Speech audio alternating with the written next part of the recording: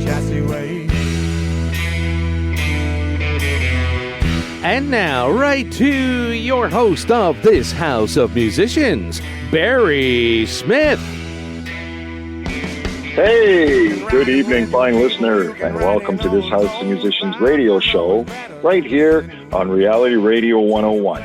We hope you enjoy the next hour with us as we do our small part to help promote musicians, bands, and venues. Gary LaBar, how are you this evening? Fine, better now that things are opening up.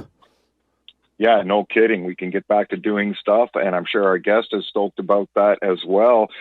Folks, we have Canadian Country Music Hall of Fame inductee, Order of Canada recipient, and 11-time Juno Award-winning artist, Mr. Murray Mclauchlan on the show. Murray, how are you? I'm good, Barry. Well, a lot better than a lot of people. Well, yes, no, indeed you are. I'm sure you were playing right up until COVID started. Were you touring right up till COVID started? Yeah, I slid in with a concert tour just before the lockdown happened, but we had to cancel 26 concerts for another musical thing that I do, a band called Lunch at Allen's. Uh-huh. And that's the first thing on the boards to pick up. There's 12 shows now reinstituted in November, but like everybody, we're all waiting to see what happens with the theaters and hope that it goes ahead. Yes, absolutely. Well, let's do this. Let's go right back to the beginning, Murray. I'm very interested to know how you were introduced to music, how you got into music. Was it your parents? Was it an older brother with a vinyl collection? How were you introduced to music when you were young? The answer to all those questions is yes. As most people. I've always considered like all of the art forms that I've been involved in, mainly visual arts, of course, and music, just to be two different faces of the same gem, if you will. I've been attracted and still am involved in doing visual arts. I still paint, but music kind of took off predominantly. And you're quite right. I did have a terrific older brother who unfortunately passed away not long ago. And he brought home Ray Charles records. He brought home the first Johnny Cash Sun Records album. He brought home Library of Congress records, Woody Guthrie. And he brought home Sonny Terry and Brownie McGee records, all this wonderful stuff that I had a chance to listen to when I was quite impressionable. And of course, he brought home a guitar one day because he was dating a person that was kind of interested in folk music and thought he might learn it. And he looked at me, he told me not to touch it. So that was I immediately applied myself to learning that instrument. And I think what really propelled me forward ultimately the most was I was in art school, well into training in the early 1960s, at about the same time that a group of writers out of New York City began to put contemporary lyrics to kind of traditional folk forms, and they were, of course, people like Eric Anderson, Phil Oakes, and most notably Bob Dylan. And I looked at that, and I guess nowadays they would kind of call it a mashup of what they were doing. But I heard what these people were doing, and it was riding the wave of the civil rights movement at the time as well. And I thought, man, that's what I want to do. And I started really applying myself to trying to really become better at playing, of course. And by the time I was 15 years old, I was doing my first weekend gigs in a little club in Yorkville Avenue called La Rive Gauche. Okay. Or for those non-francophones, the left bank. The left bank, there you go. Yeah. And so, and then you were headed down to New York. You were in Greenwich Village for a bit. Yeah, I was, I developed a kind of a quasi career mostly in and around Ontario, and got to the point where I was playing clubs like Les Bouts in Ottawa and the Black Swan and the Hamilton, different places, the Village Corner Club, of course, in Toronto. But, it wasn't like a big, there wasn't a lot of money in it, let's put it that way. Mm-hmm. And I was kind of half starving most of the time. So ultimately, I was propelled to go to New York because I got lucky.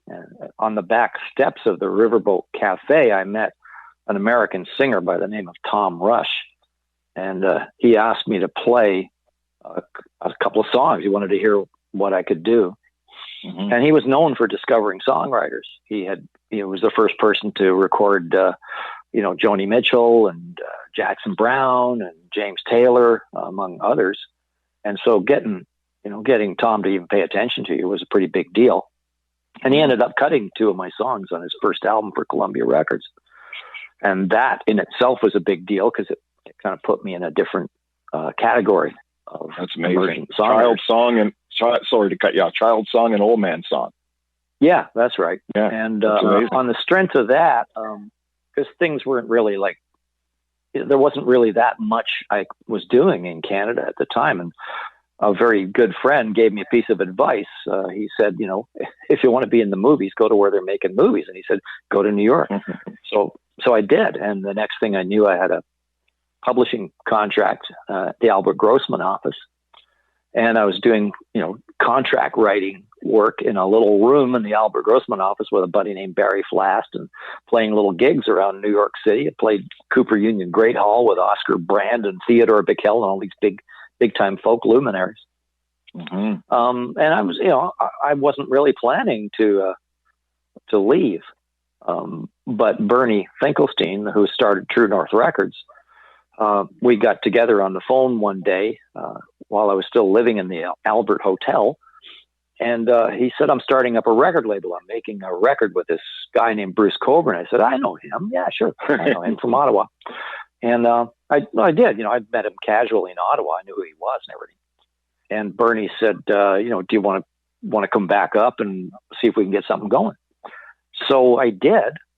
And ultimately moved into an apartment, above a store in Kensington Market, and we made the first album, Song from the Street, and basically never looked back after that.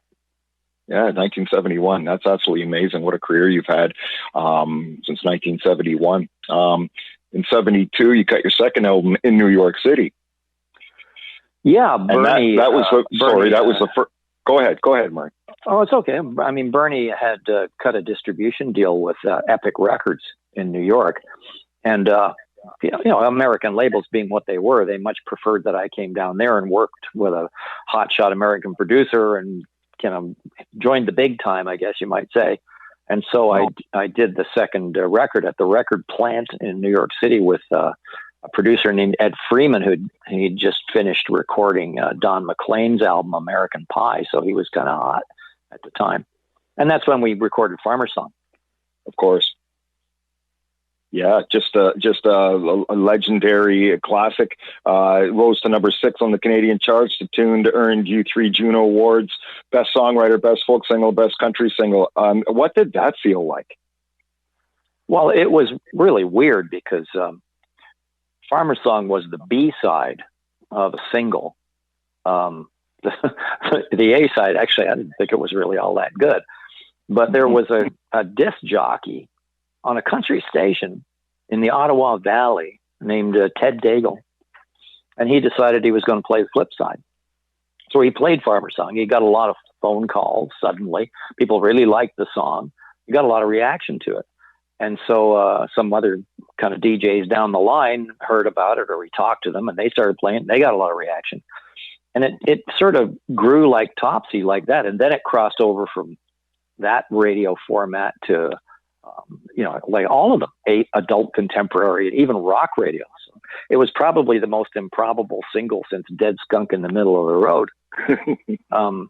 But I think, when I think about it now, I think it was enormously popular because its message was just to say, thank you.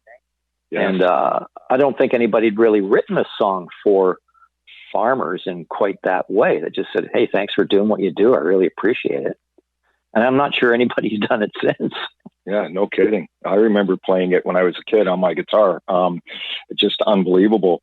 And so now did things change drastically for you after that hit?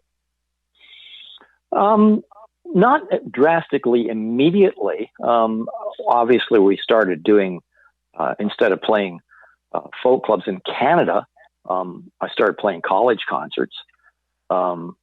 But we were still playing clubs in the United States, like, the Bitter End in New York City, and the Chessmate in Detroit, and the Earl of Old Town in Chicago. So it was a kind of a circuit, right? And obviously I was playing at the Riverboat now in Toronto. So that was a big change. But things didn't really kind of get, big, until brought out the album that had Down by the Henry Moore on it. That was like a solid kind of rock radio hit record. And the next thing I knew, I was playing at Massey Hall in Toronto instead of the Riverboat. Yeah. And, after that song came out, that was when Neil Young invited me to play the Tonight's the Night tour from Boston to Berkeley in the States. Just incredible. Yeah, that's absolutely amazing. So now you have 18 albums so far out. We're going to talk about your newest album, and I know that just came out here in 2021, Hourglass. Can we just touch on that for a little bit? Because I would like to play a couple songs off it. I'd be delighted to touch on that. Absolutely. Yeah, so let's do that. Let's talk about how you came up with the album. I know it was written during COVID, most of it, and let's talk about that. Well, the songs, for the methodology of doing them, they were kind of unusual for me. One of the oldest questions you get asked as a songwriter is, what comes first, the music or the words? And usually the answer is yes, again. In this case, all of these songs were poems.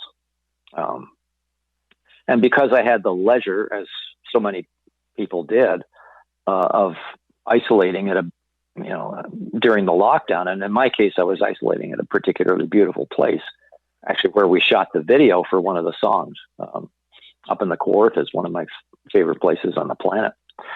So a lot of stuff that was in my head and in my heart started bubbling up. And it wasn't necessarily stuff that was happening during the pandemic. It was just I had the time to really let it kind of coalesce. So, I was writing songs about the issue of refugees, and kicked off by the horrible photograph of that little boy who washed up, drowned on the shore of the Mediterranean, Alan Kurdi. I was writing songs about, or poems, I should say, about, the inequity and the growing inequity between haves and have-nots in the world. And, I felt a need to communicate a sense of warning, I think, in as good-natured a way as I could possibly muster, but warning nonetheless that there were decisions that we were going to have to make as human beings. And if we didn't make them, they were going to get made for us, and we might not be real fond of the results when they get made for us. Mm-hmm. So, these poems began to coalesce, and, one after the other. And you're right, they were all written in a period from like the fall of 2020, I guess, from about September or thereabouts of 2020, or the summer and fall of 2020, right through into February of 21. But again, they were germinating for a long time. And, the weird thing about them is I didn't think they were songs. But what started to happen is that they found their way, kind of insinuated their way over and attached themselves to these guitar pieces that I'd been working on. Because I don't practice. I love the way the guitar sounds. So I make up little musical things that I play. I keep going back to them. I play them like, 10 or 12 of them, in a row, just to keep my fingers in shape and such.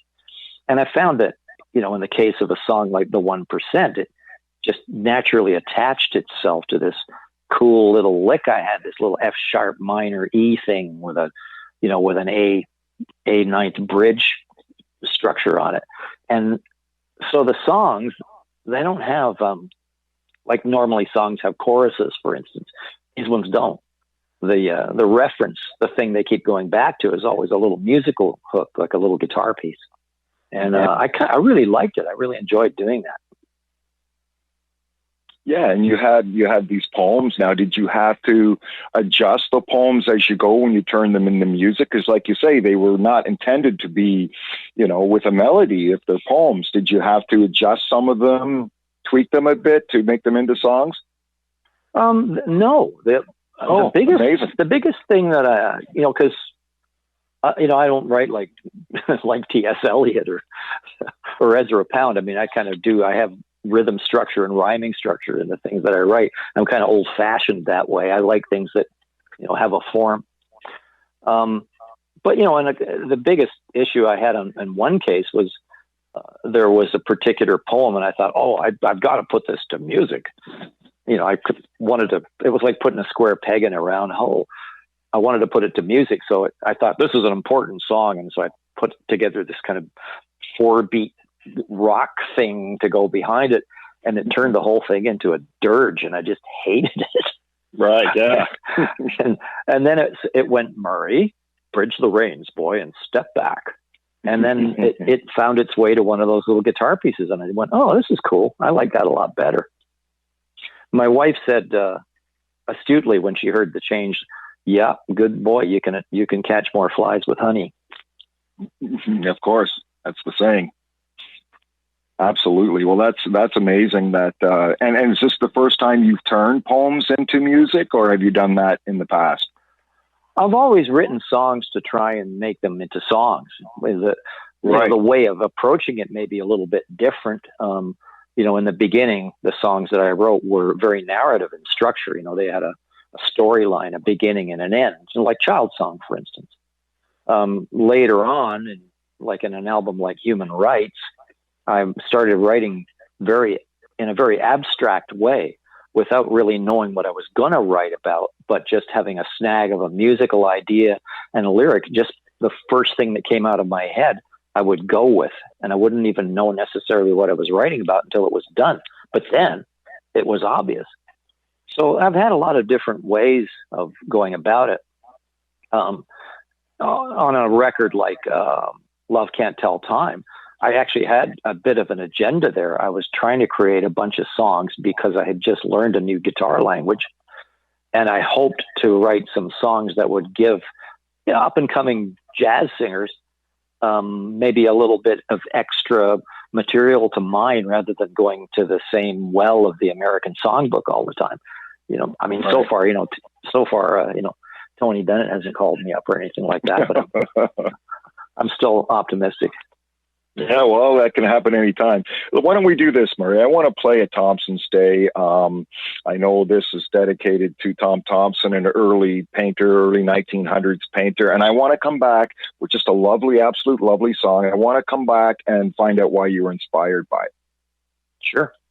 Perfect. Folks, I have Murray Mclauchlan this evening on this House of Musicians radio show, and we're going to listen to his song, A Thompson's Day, off the new album Hourglass, right here on this House of Musicians radio show on Reality Radio 101.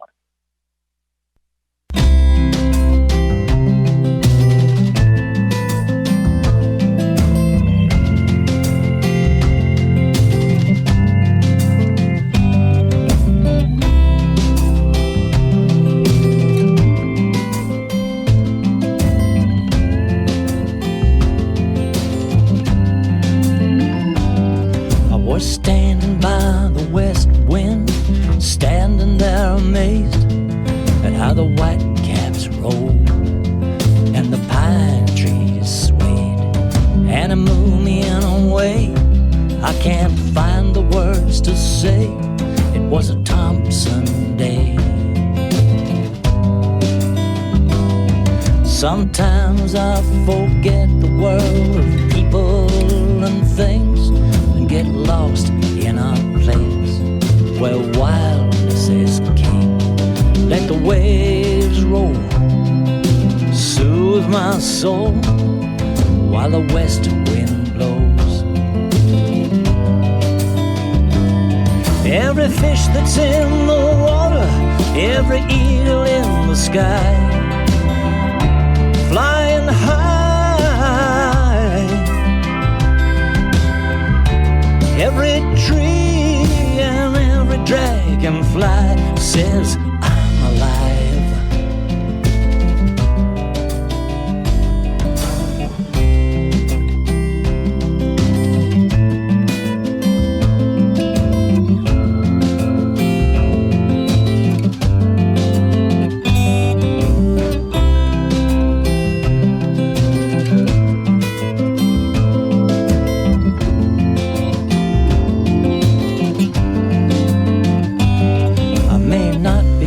Forever, but I'm here today. That's okay, it's nature's way. But at this very moment I am carried away in a Thompson day. In a Thompson day. In a Thompson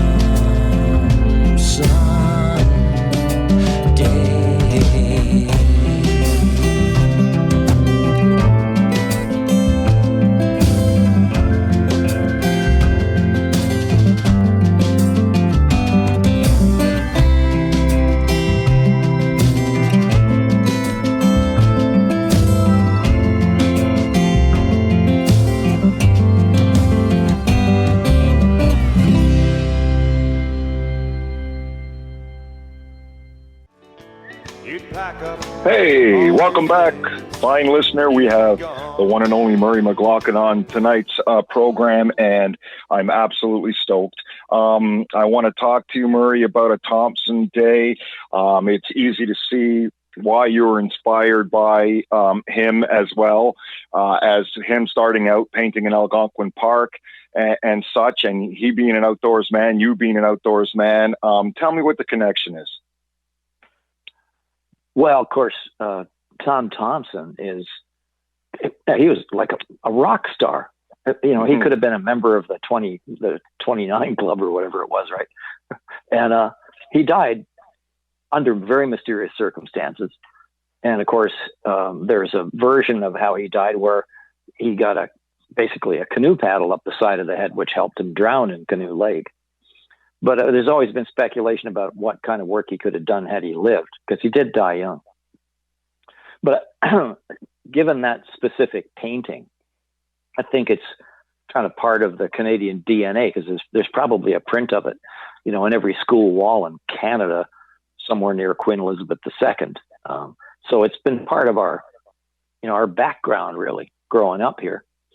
Now I live in a place where I can go down to the Art Gallery of Ontario, and when that painting isn't on the road, I can go stand in front of it and look at it.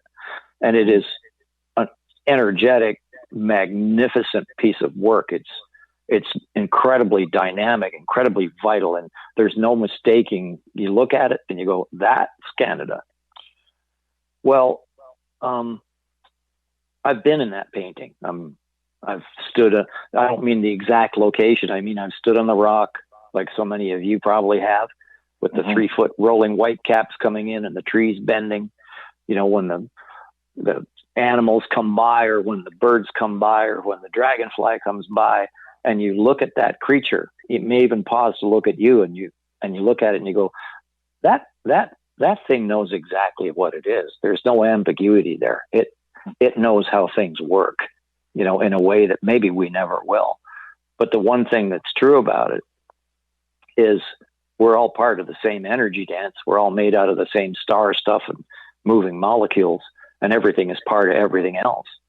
So when I'm in those moments where the power of nature, as expressed in the power of that painting, comes to visit, then it gives me a great sense of peace, because I know that life is incredibly a beautiful experience, because it's not forever. It's ephemeral.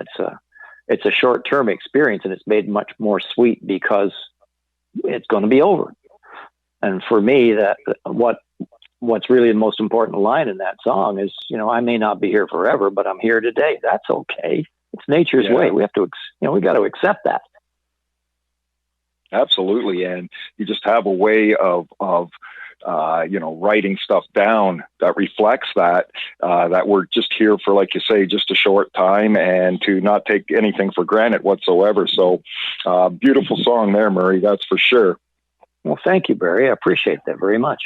You're welcome. Not a problem. I have a couple emails here, Murray. Let me read you a couple emails. This one's from DKC, Dave Clayton. He says, Murray, do you still have your haunted guitar? Is it still collecting souls? Are they still speaking to you? Are some louder than others now? Can you explain the genesis of that guitar? That's quite amusing. He's talking about a guitar that I own. I've done 2 albums with it.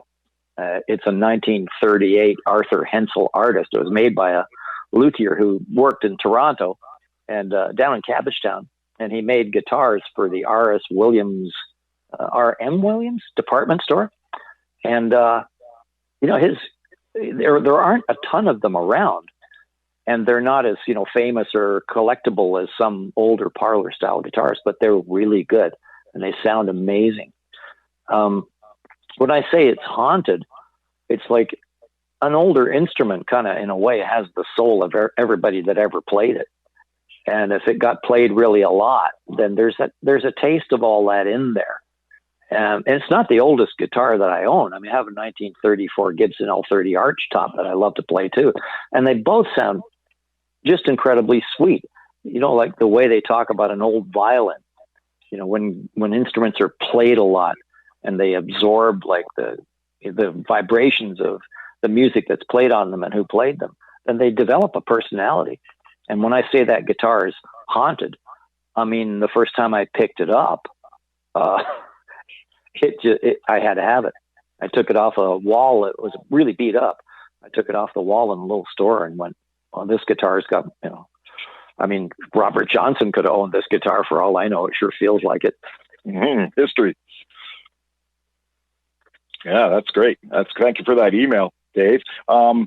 Here's another email. Thank you, Barry, this is from Hannah. Thank you, Barry, for having Mr. Mclauchlan on your radio broadcast tonight. He is the epitome of what Canadian music was and what should be about today. Thanks for the memories, Hannah.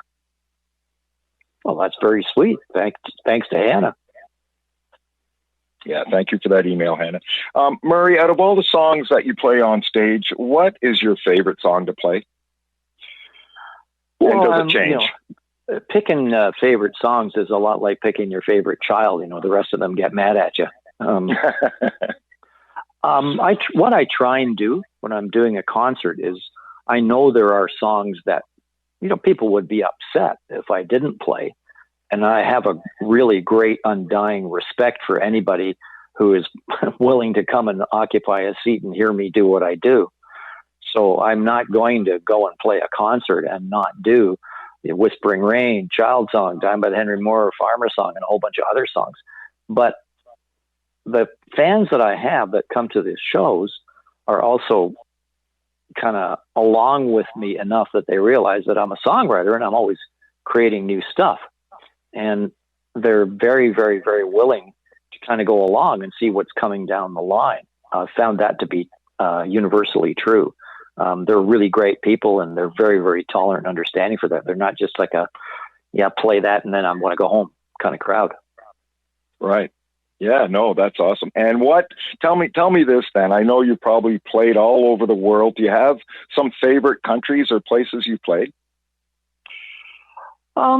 No, I mean, people are people. I obviously play a lot of shows in Canada. I have areas where, like I have friends. So, I mean, for that reason, it's kind of, fun to be there because you see people you haven't seen in a while. And, playing a place like the Rebecca Cohen in Halifax or, the Confederation Center in Charlottetown, there's people that I know that come and that makes it special. But, people are people wherever you go. And I try and, bring that feeling of us all being kind of in the same ship wherever I go. Yeah, absolutely. So now the album Hourglass was released July 9th, 2021. Where was that recorded? Do you do a lot of your recordings at home? No, I wouldn't actually ever want to record at home, nor would I ever build my own house, because it would look like Eeyore built it. I think, like I'm the kind of person that I don't try and tell the bass player how to play the bass. I just know when he's doing a good job and when it sounds right.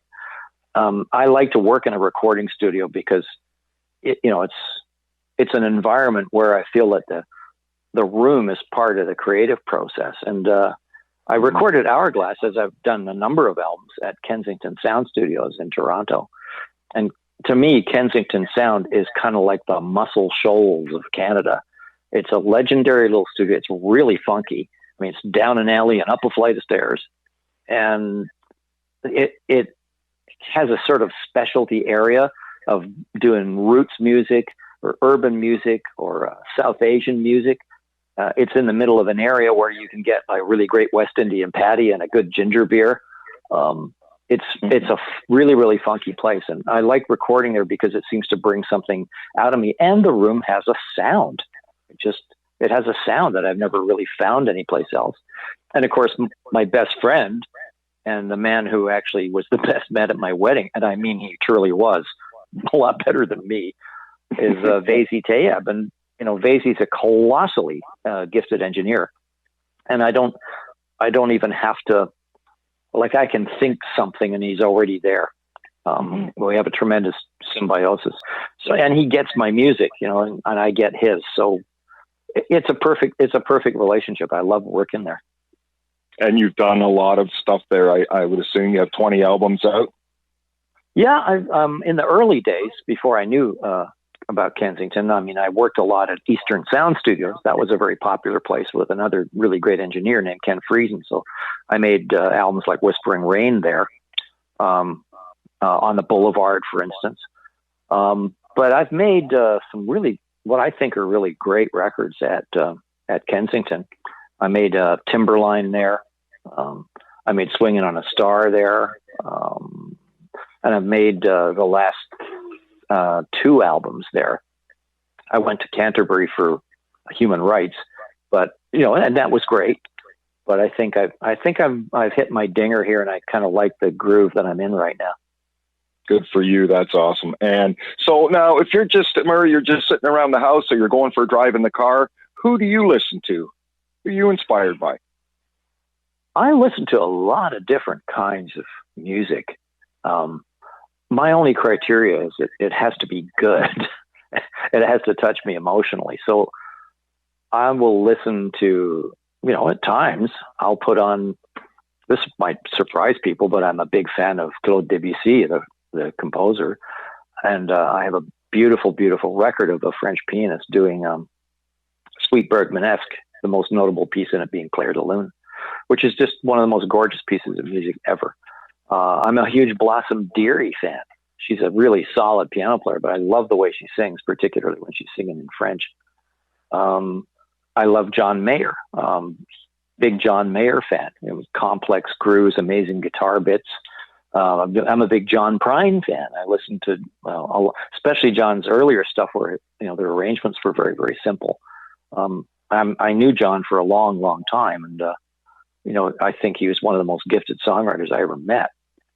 So, there's very wide eclectic. One of my go-to albums would be Sinatra, Live at the Sands with Count Basie and his orchestra. I love that record.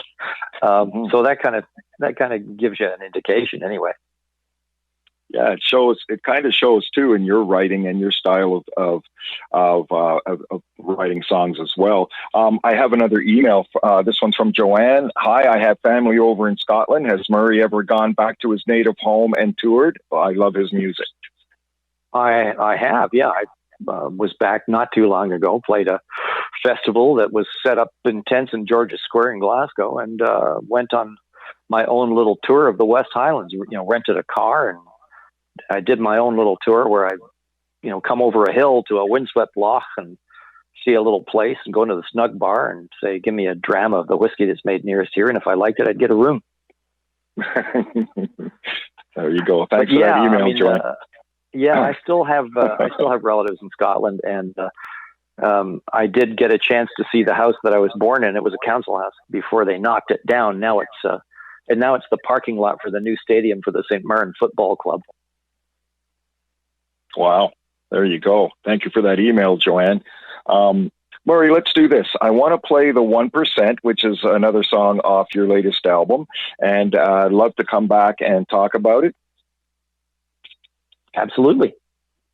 Thank you, Murray. Folks, I have Murray Mclauchlan on the show this evening, and we're going to listen to his song, The 1%, from his new album, Hourglass, right here on this House of Musicians radio show on Reality Radio 101.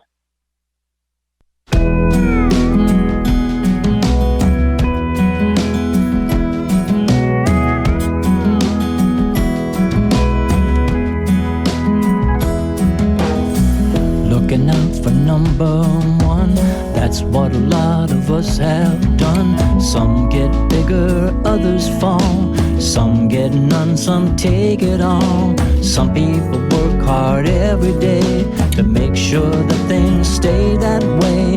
Most of the world behind the fence, looking in at the 1%.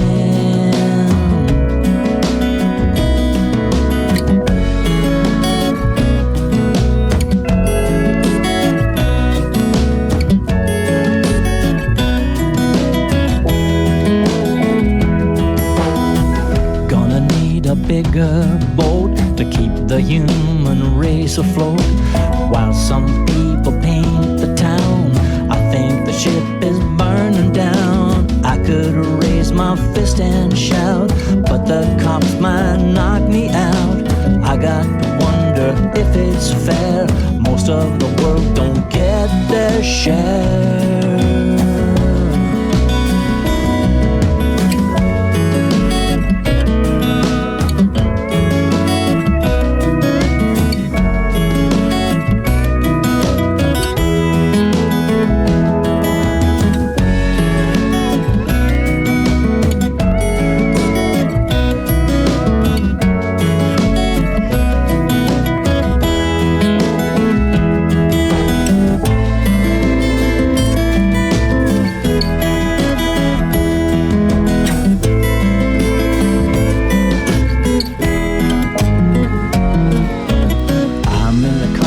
With my wife, trying to make the best of life, wondering what the kids will find when it's their turn and it's their time. Trying to keep this world green, try not to get too old and mean. Must not panic, cut and run from the change that's gonna come.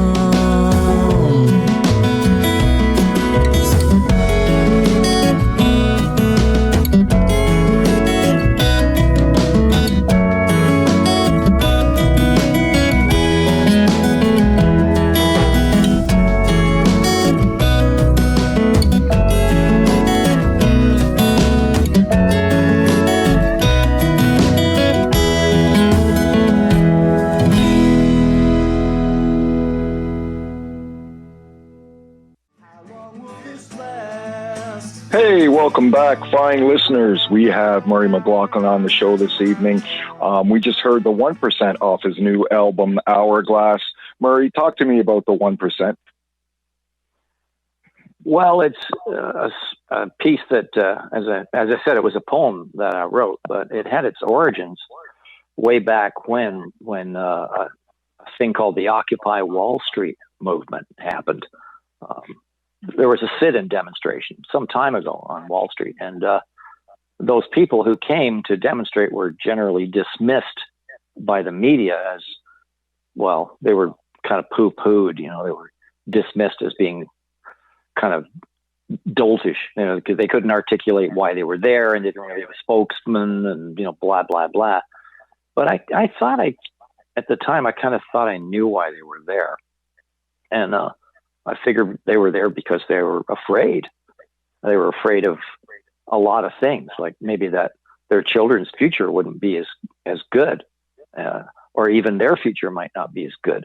They were afraid that, runaway multinational corporations were responsible no longer to any particular government. We're just wandering all over the world, kind of, going to where the people could be paid the least for doing work.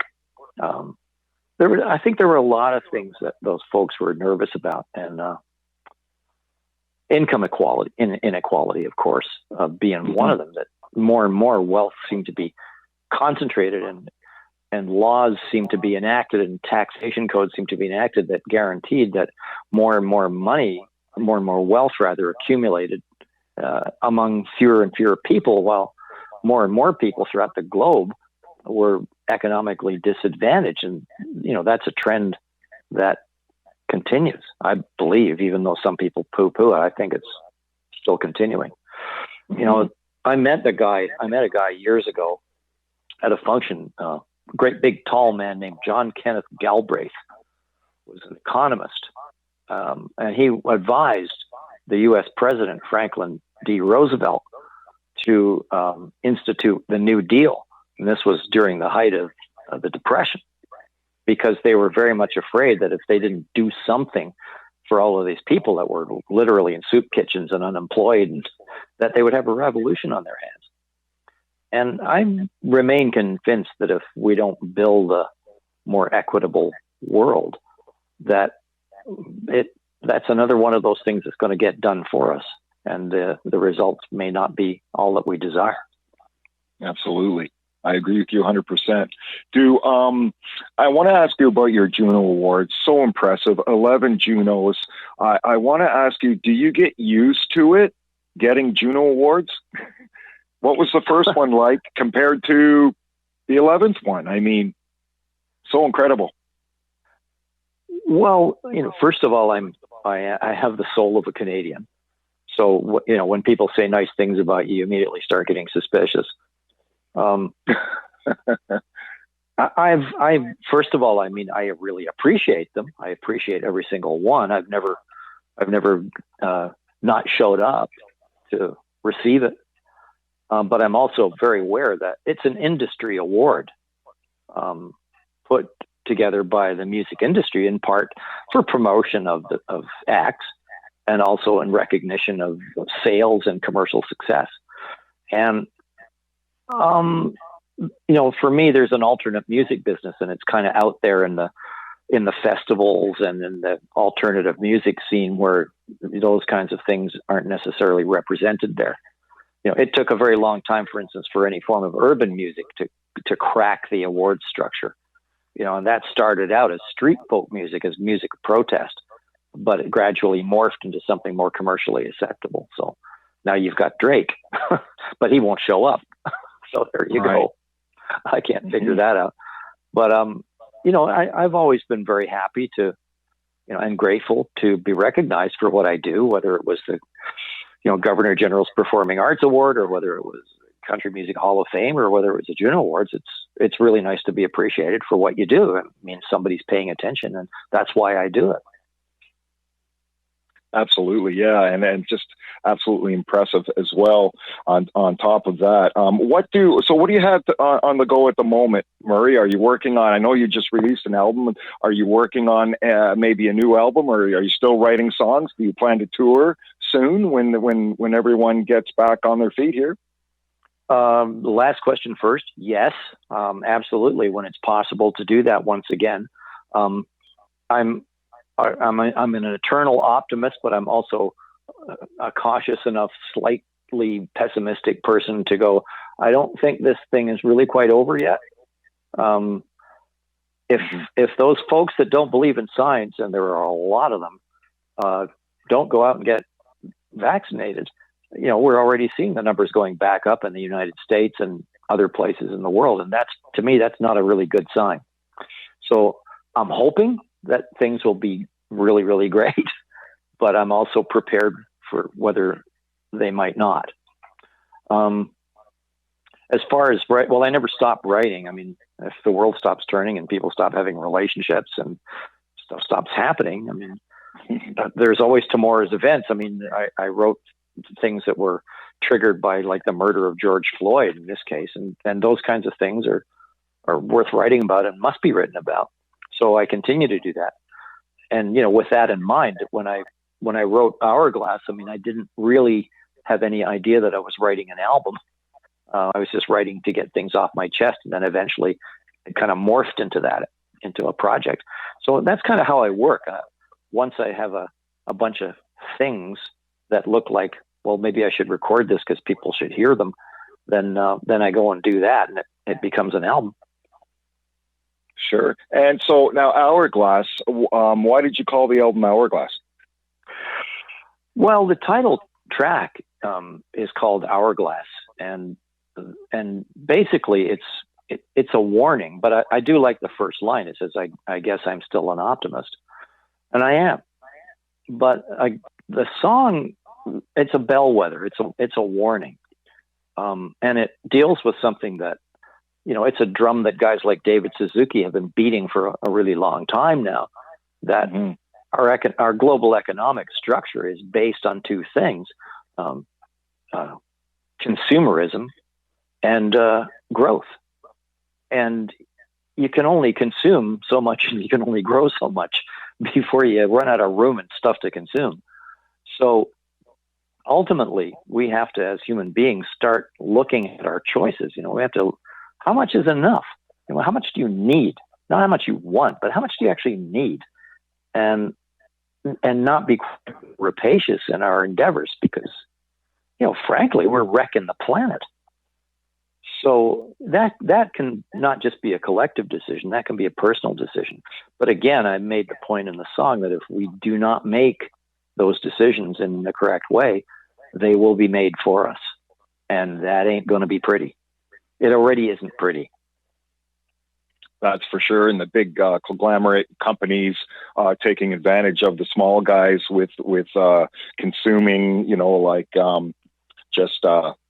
consuming so much energy and doing whatever they're doing to make money is an absolute shame. Yeah, but it's personal. I have three things I can use to influence my world. I mean, my vote, which everybody has, my art, which I can throw out there and hopefully, might change a mind or two, or I hope it does. And my dollars. I vote very strongly with what I buy or what I don't buy, more specifically. And that's a very powerful tool for changing the world. Because, if we live in an economic system where money changes hands for stuff, what you choose as the stuff that you choose to spend money on has a very powerful impact. So, I'd like people to be more aware of what they can actually do that way. Yeah, sure. And Murray, what would you think you'd be doing if you weren't a musician? Would you be an artist? I mean, you are an artist, but would you be doing more artwork? What do you think you'd be doing if you weren't a musician? I think I probably would have been I have a half science brain, and that's one of the things that drew me into aviation. It's not just flying airplanes. I mean, I loved doing that, but I was also really interested in all the stuff that comes with it, studying meteorology and navigation. They're all really wonderful sciences. And you study meteorology long enough, and you realize what a magical place the Earth is. That it's just a great big heat engine to move heat from the equator to the northern parts of the planet, just so that it's possible to live on it. It's gorgeous in its symmetry. So as a science guy, I probably would have wound up wanting to be part of the space program. I would have been part of getting off the planet and going exploring, maybe go to Mars. Astronaut, that would be incredible. Absolutely. Well, I'm afraid there's only two ways to do that right now at this present time. Either your name is Branson or Bezos, or you get an engineering degree and get into NASA or some similar thing. Yeah. Or eventually you can pay $1 million and get out into space. They're starting to do that now too. Yeah, I know. When I look in the other direction, I mean, a lot of people are making this observation now about Branson and Bezos, and even to a degree Elon Musk. Is these guys are working so hard to get off the planet. Is there something they don't know that they know that we don't know? Yeah, if they put as much energy and money into the planet itself, it'd probably be a lot better place. That's for sure. Well, I gotta give Elon Musk's a really eccentric guy. I have to give him credit for what it is he's trying to do. I mean, the Hyperloop and developing, really kickstarting the electric vehicle industry, recyclable rockets. And I think, Elon wants to go to Mars, but he wants to take a lot of people with him and start a colony. So that's cool. It's okay with me. The other guys, I think it's more of a little bit of an ego thing. That's just me, though. So would you be going to Mars if you had the chance? Wouldn't you? Well, it would kind of be neat. Yeah. I don't know if I would want to go in there and live the rest of my life, but I'd love to go and just sort of set foot on it and go like, whoa. Like, to quote Keanu Reeves. Wouldn't that be just too cool? Favorite part of the show for me, tell me a crazy story, Murray, that's happened to you on stage, on a bus, on a plane, in a different country, just a crazy rock star story. Oh boy, pulling one out of the hat would be a job, but I'm sure the hat's full. I can think of one actually. I headlined at this. It was a very prestigious New York club called the Bitter End for quite a number of times. And one time I was playing there, and there was an opening act, a young lady from New York. I got a call from the club owner, Paul Colby, just before it was time to go in and do sound check, that the opening person wasn't going to be able to make it tonight. But it was okay because he had a substitute act and everything would be fine. So I get down to the club for the sound check, and there's a hell of a noise coming out of the place. It's thumping like crazy. And I walk in the front door with my bass player and my acoustic guitar, and on stage is Patti LaBelle with Nona Hendrix and a whole band, and they're actually playing the song Lady Marmalade. But they weren't famous yet. It wasn't a hit.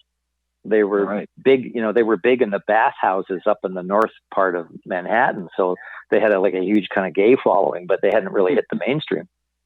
Mm-hmm. So I went, oh my God, what am I going to do? She was like the absolute sweetest person you would ever meet. She was just a doll. She was absolutely fabulous. She was so supportive and kind and lovely and polite. And, I immediately fell in love with her.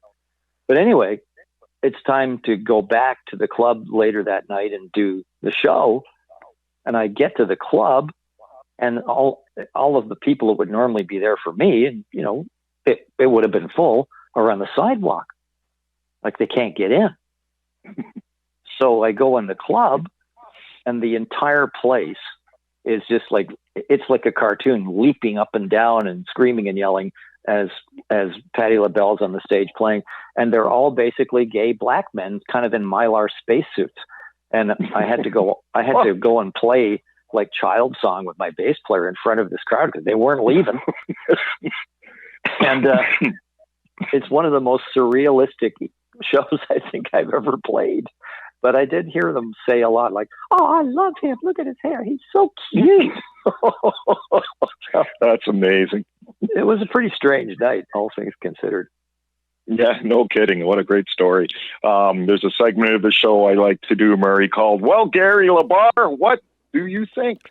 What do I think? Excuse me. Wow. Yeah, I love the stories. I could, listen to Murray probably all night long. I would just love to hear what went on in his career, but I love his music as well. And the good news is, since things are opening up a bit now, I'm hoping that he can get out and get some gigs under his belt again and do some touring and staying safe. That would be a blessing for Canada. So, good luck, Murray. Good luck.